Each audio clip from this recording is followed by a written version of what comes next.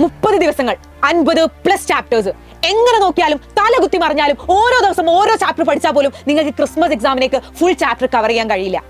നമ്മൾ ഓൺ എക്സാമിന് ഒരുപാട് പറഞ്ഞിട്ടുണ്ടായിരുന്നു, എടാ മക്കളെ ഓൺ എക്സാം ടഫ് ആയിരിക്കും കേട്ടോ, പഠിച്ചോ എന്ന്.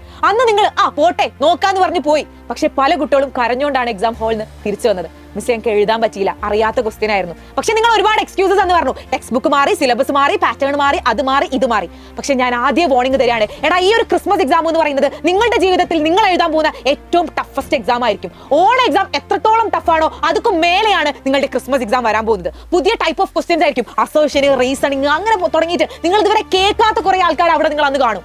എങ്ങനെ നിങ്ങൾ പിന്നെ പഠിക്കും? എങ്ങനെ നമുക്ക് പുതിയ നോട്ട്സും പുതിയ ക്വസ്റ്റ്യൻസും നമുക്ക് എവിടെ നിന്ന് കിട്ടും?